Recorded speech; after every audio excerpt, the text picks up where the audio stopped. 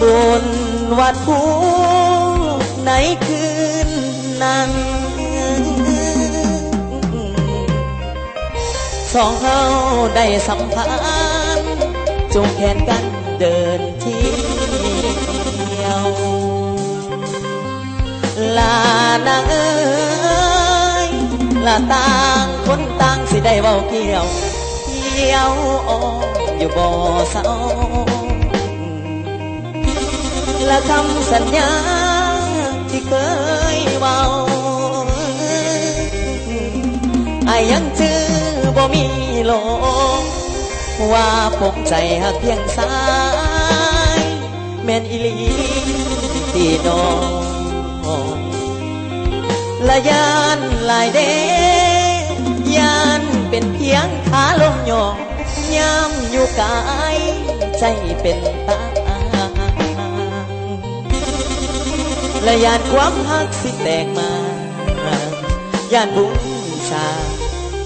สิบ่สมโอ้ยคนงามโ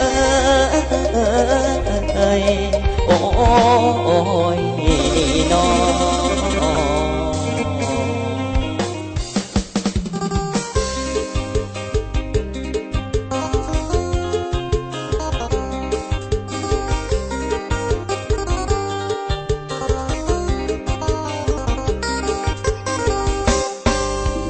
บุญวัดผู้ปีก่อนสองเขาเคยอ่อนบอกหักต่อกัน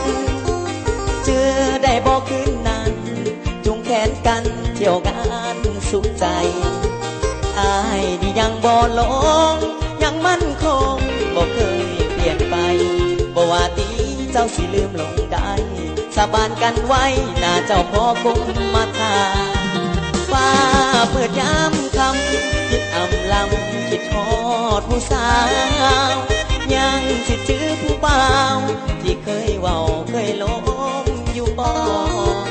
ถึงสิจากมาโดนคนคืออายบอกเคยลืมดอกน้อ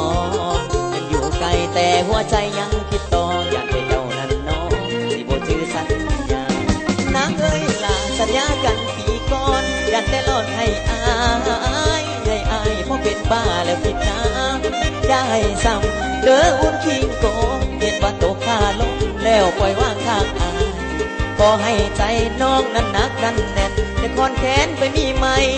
แถมน้องสาสัญญาเคยว่าไว้เท่านั้นอย่าชุดจางอย่าคิดมากทักที่ก็มานำการอย่าให้ความสำคัญต้องเสื่อมสูญเดินน้องแนมเบิ่งฟ้าคืนนี้ก็ยังมีดาวแต่ข้างกายผู้บ่าวบ่มีสาวเงาแท้ขาดใจคิดทอดแต่คำสัญญาอยู่แคมน้องสาบุญวัดผู้ปีกายเขาบอกซึ้งน้องบอกกับพี่สายสบตาน้องอายประทับใจหลายแต่อยู่ใกล้สาวไว้หัวใจมันอบอุ่นบุญวัดผู้ปีนี้อายสิมาถ้าอายได้เด้อควันตาตามสัญญาให้ไว้ปีก่อนสิมาหาเจ้าเอาความรักจากใจมาต่อหักของอายคือหักที่แน่นอนส่วนตัวเจ้าสิคือเก่าบ่บังอ่อนถ้าเจ้าบ่หลอกล้อนเดือน3เพลงโคกันใจนางนั้นคิดถึงกันกับใครแดงท่านบ่แปรเปลี่ยนปีนทางอายก็อุ่นใจเรื่องความหักอายบอกเต็มปากใจสิขอหักแต่สมถูกแล้วจากงานบุญวันคู่จังแต่งดอก